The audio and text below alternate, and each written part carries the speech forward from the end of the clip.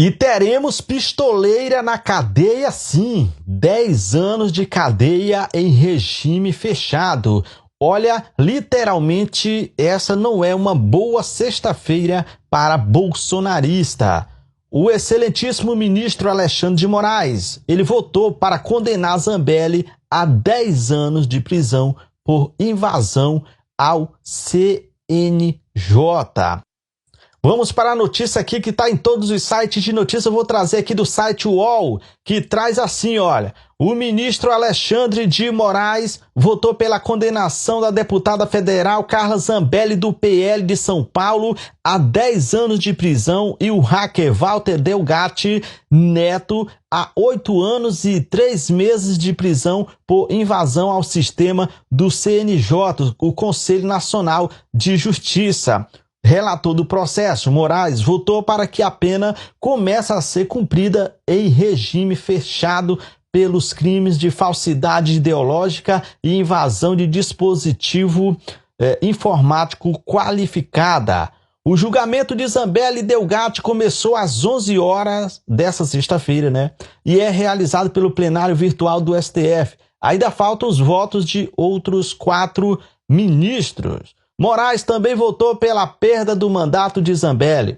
O ministro citou jurisprudência do STF que estabelece a possibilidade de o judiciário decretar a extinção do mandato parlamentar em caso de condenação superiores a 120 dias em regime fechado. Neste caso, a Constituição prevê que a suspensão dos direitos políticos é automática. Já pensou? Um votinho a gente já tem. Um votinho do excelentíssimo ministro Alexandre de Moraes. Nós já temos aí para colocar a pistoleira atrás das grades. Faltam aí os votos dos outros ministros da primeira turma do Supremo Tribunal Federal. A primeira turma do STF que também está julgando também aquela decisão do Congresso que suspendeu a ação penal contra o Alexandre Ramagem, que poderia beneficiar o réu inelegível Jair Bolsonaro e outros 32 réus pelos atentados do 8 de janeiro. Literalmente hoje não é uma boa sexta-feira para golpista no Brasil. Vamos aplaudir. Se você está gostando dessas notícias maravilhosas desta sexta-feira, por favor, deixa o joinha aí no vídeo. Se não segue o canal, vai seguindo aí, porque hoje só tem notícias boas, viu, pessoal? Vamos aplaudir de pé. Ninguém prende Bolsonaro até o final de 2026. Que mentira, cara. Que mentira. Meu Deus do céu, cara. O julgamento do Bolsonaro. Vamos ver. Vamos ver. Está suspenso. Ninguém prende Bolsonaro até o final de 2026. Caraca. Como é que eu conto pros bolsonaristas que é igual a história das 72 horas, que isso é mentira? Mais uma mentira, que estão sendo enganados novamente. Para quem não me conhece, galera, eu sou Rafael Primo, eu sou estudante, faço faculdade de Ciências Políticas e eu sou ex-bolsonarista. Sim, eu votei nessa turma toda em 2018. 96 horas. Não é mais 72 horas, agora são 96 horas. Sim, é o término para toda essa euforia bolsonarista. Por quê, gente? Vamos lá. Os bolsonaristas votaram na Câmara por derrubar o processo do Alexandre Ramagem, que está na mão do STF. Só que não tem como, é inconstitucional. O que eles estão alegando? O STF não pode julgar Alexandre Ramagem porque ele tem foro privilegiado. Sabe quem é que julga quem tem foro privilegiado? É o STF, meu camarada. Segundo ponto, para esse processo dar continuidade, sabe onde que ele para?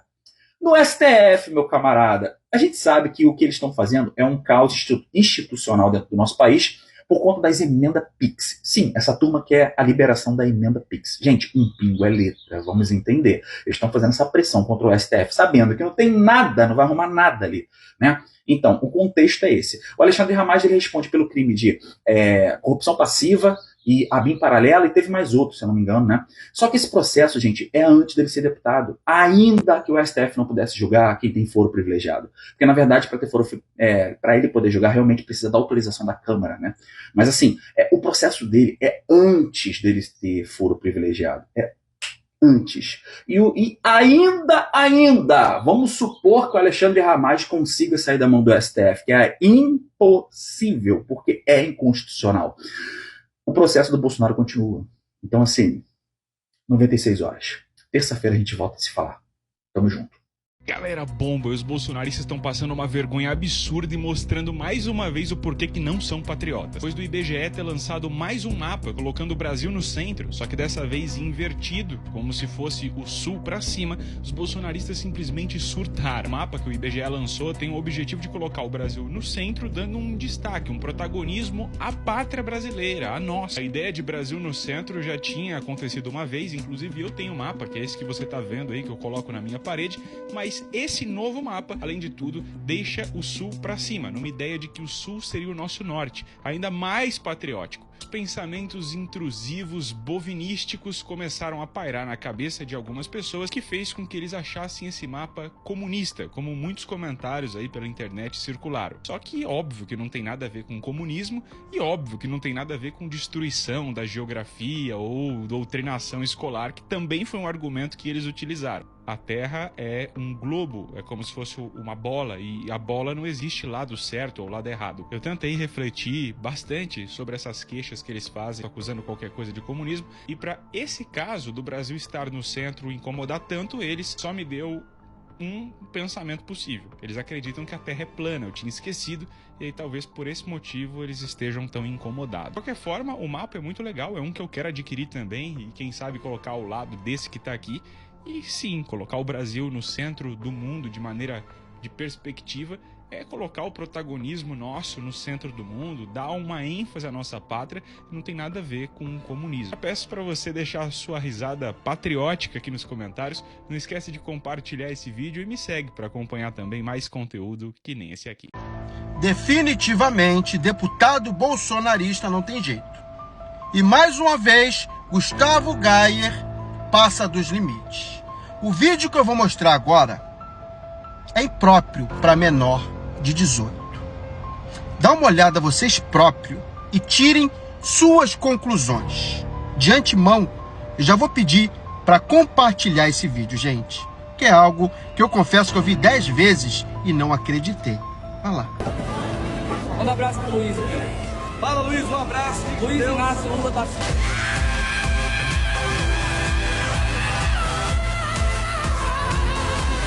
Perceberam? Perceberam? Aí eu te pergunto, isso é papel de um deputado federal? Isso é brincadeira de um deputado federal? Aliás, eu não sei se o rapaz que tá aí é amigo dele, se é uma brincadeira, eu não sei. Eu só sei que é de péssimo gosto e postado na página dele. Na página dele. É isso que ele traz para você, eleitor bolsonarista. É isso que ele traz. Tá feliz? Tá satisfeito?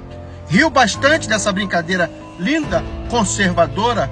Essa brincadeira cristã? Gostou? Então você também tá de parabéns, é igual a ele. Esse cara é senador da República. Não dá para acreditar numa coisa dessa. Mas se liga aí, minerada, porque em 2026 ele tentará vir como governador, viu? Abra teu olho. Se liga no que ele vai falar. Isso aqui é pra revoltar qualquer brasileiro, cidadão do bem. Isso aqui que eu vou mostrar pra vocês é um escárnio. É um tapa, um murro na cara do povo brasileiro. Por isso, marquem o Lula e marquem também quem votou no Lula. Presta atenção no que eu vou mostrar pra vocês. Condomínio convoca a Assembleia para votar taxa de R$ 1.800 a traficantes. Na ordem do dia, o síndico diz que a reunião é para aprovar o pagamento mensal de R$ 1.800. Agora, olha o detalhe que eu vou mostrar pra vocês. Essa taxa seria para que traficantes não invadem e roubem os moradores. Um senador que coloca a culpa da segurança pública de um estado nas costas do Lula tem que ser muito manipulador mesmo. E tu tem que ser muito alienado ou alienada para acreditar nessa balela. Agora Lula é presidente do Rio de Janeiro. Cláudio Castro não é mais nada. Lula é presidente do Rio. Governo Lula rejeita classificar Comando Vermelho e PCC como organizações terroristas. Isso é um afronto, é passar pano pra criminoso, pra bandido, é ficar de joelho pra essa turma. Mas vamos lá, nesse vídeo sensacionalista, raso e sem o menor fundamento, o senador da República tá nervosinho, como sempre, porque o governo federal rejeitou a propostinha dos Estados Unidos em classificar facções criminosas em terroristas. E tu sabe por que o governo rejeitou essa nomenclatura? Porque diferente do crime organizado, as organizações terroristas produzem ataques para alarmar a população. Tipo isso aqui, ó.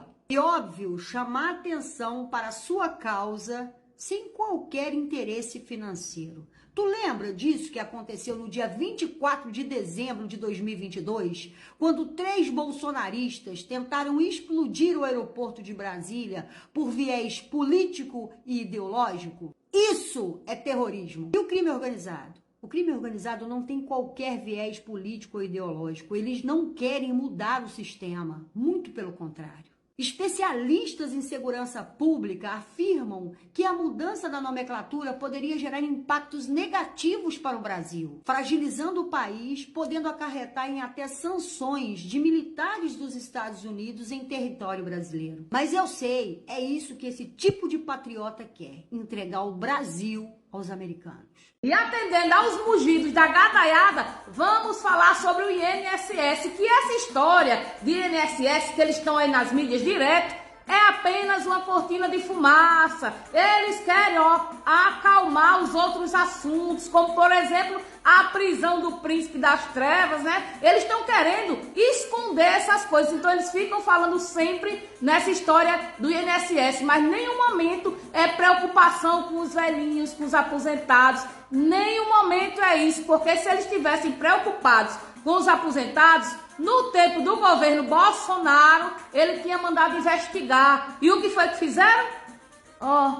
Ficaram quietinhos, caladinhos, aceitaram tudo. Quando o Lula chegou, que ficou sabendo, mandou investigar e já está sendo investigado. Mas agora eles estão fazendo esse barulho todinho só como cortina de fumaça para esconder os erros dele. E como o Nicolas fez uma pergunta aí chegou a resposta. Se o roubo do INSS foi no governo anterior, como o governo Lula está dizendo, por que ninguém no PT assinou a CPI para poder investigar? A extrema-direita quer montar um palco, uma CPI para atrapalhar e desviar o foco. Eles não querem investigar de verdade e, para isso, estão tentando instalar uma CPI que investigue somente o período após 2022. Ou seja, tudo que aconteceu entre 2019 e 2022, o período do governo Bolsonaro, ficaria sem investigação. Mas foi justamente quando o esquema começou e a maior parte do tempo em que ele durou. A pergunta que fica é, o que eles querem esconder? Olha a verdade aí, gadaiada. Vocês pensam que tem besta, né? A verdade é que o governo Bolsonaro nunca se preocupou com aposentados. Nunca eles se preocuparam. Aliás, esses extremistas também, estão se lixando. Eles querem apenas colocar o mito no poder novamente para fazer tudo de novo, né? Que a gente sabe muito bem o que foi feito contra o trabalhador, contra o aposentado. Aí agora vocês estão tudo bonzinhos com os aposentados. Só pra gente se calar e não cobrar a prisão do mito, né? Pois o Brasil não vai calar. Bolsonaro na cadeia. E gadaiada, beijinho no chifre. Que orgulho, hein, gente? Eu estou orgulhosa, porque eu sou eleitora de Lula e estou muito orgulhosa em saber que ele está brilhando, simplesmente brilhando na Rússia. O Brasil está entre os 30 convidados que Vladimir Putin fez. A Rússia está comemorando 80 anos que eles derrubaram o nazismo alemão. 80 anos que terminou a Segunda Guerra Mundial, 80 anos que o comunismo conseguiu vencer o nazismo. E Putin chamou 30 líderes mundiais, principalmente aqueles que são anti-império americano, aqueles que querem desdolarização. Os BRICS estão todos lá, Xi Jinping está lá. Mas Lula brilhou, gente. Lula foi recebido com honrarias. A primeira-dama recebeu um buquê de rosas. Putin fez questão de sentar ao lado do Lula, sentou do lado do Lula. Tinham 30 líderes presentes lá, mas Putin sentou ao lado do Lula e deu o microfone para o Lula falar. E o Lula não contou pipocas, detonou a taxação trumpista que está acontecendo no mundo. Criticou a maneira neoliberal de viver dos Estados Unidos, tá? E isso, gente, deixou a nossa imprensa aterrorizada, porque a nossa imprensa brasileira, ela é uma imprensa que está acostumada a ser tratada como serviçal dos americanos. Então, para eles é ruim quando ficam com medo. Olha, com medo. Nada a ver. Lula, junto com outros países, querem sair do jugo do Trump. Você já viu como é doido, né? Basta os Estados Unidos colocar um maluco lá e o que é que acontece com o mundo? A gente tem mais é que se libertar desse jugo. Então, o Lula tá lá, brilhando, honrarias, falando, fazendo parcerias com países que são antidólar, reforçando a moeda dos BRICS. Vem coisa boa por aí, gente. É a salvação para a gente se livrar de malucos eleitos pelos Estados Unidos. A tragédia para a direita brasileira é que o Brasil tem Lula. Esse não é o momento da gente ficar com medo. Esse não é o momento da gente ficar preocupado. Esse é o momento da gente criar coragem. E a partir da nossa inteligência, a gente decidir o que a gente quer ser. O que a gente vai ser. Como é que a gente vai fazer comércio. A gente não quer Guerra Fria. A gente não quer privilegiar a China. A gente não quer privilegiar os Estados Unidos. A gente quer privilegiar os interesses soberanos do nosso povo que querem viver bem. Que querem produzir bem. Que querem ter acesso à ciência, à tecnologia. Que querem ter acesso às coisas sofisticadas que o ser humano pode produzir. É isso que cabe a nós, temos competência de provocar um debate na sociedade. Não dá para ficar esperando que apareça alguém do outro canto do mundo e falar, agora, Chile, eu vou cuidar de vocês. Não vai acontecer. A tragédia para nós da esquerda é que nós só temos o Lula. O que vai fazer as pessoas trazer investimento para cá, nós precisamos ter alguns quesitos básicos. Nós temos que ter muito investimento em educação. Nós precisamos ter muito investimento na formação de novos cientistas nesse país, novos pesquisadores. Nós precisamos ter muito investimento em preparar novos milhares e milhares de engenheiros nesse país. E nós temos que preparar uma mão de obra altamente qualificada para que a gente seja competitivo. Aqui na Feira da Reforma Agrária do MST tem um galpãozão, né, cheio de pratos da terra, né? Então tem de todos os estados, quer ver? Tem lá, ó, Bahia, Rio Grande do Norte, Paraná, Maranhão, Ceará, tem de vários lugares. Aqui tem Sergipe, tem várias coisas. Barraquinha de Santa Catarina, e o prato deles é o entreveiro de pinhão. Vamos ver se alguém explica pra gente o que é o entreveiro. Explica pra gente o que é o entreveiro. O entreveiro é uma coisa, mistura de muitas coisas, né? Por isso que se chama entreveiro. Então ele tem, a base principal é o pinhão, mas a gente coloca o bacon, coloca salame, coloca peito de frango e carne de gado, pimentão, cebola, tomate, temperinho verde. Principalmente na região serrana de Santa Catarina é um prato típico e era a comida básica dos indígenas, dos caboclos. Então tem gente lá na região serrana que eles armazenam o pinhão cozido para o ano inteiro fazer sua farofa, seu entreveiro. Eles sim, na região serrana, se tornou um prato bem típico. Aqui na barraquinha do Pará, por exemplo, tem açaí, mas açaí de verdade, né? Não aquele que a gente come aqui no Sudeste com açúcar e tal. Tem pato no tucupi, isso aqui é de Alagoas, tem bastante coisa diferente. Aqui é a buchada de bode tradicional, filé de siri. Tem vários sucos regionais também, eu peguei um de bacuri. A gente que é aqui de São Paulo não está acostumado, né? Um suco diferente. Bom, é isso aí, aqui na Feira da Reforma Agrária do MST. Tem prato para todos os gostos, inclusive tem veganos e vegetarianos também. É só vir aproveitar.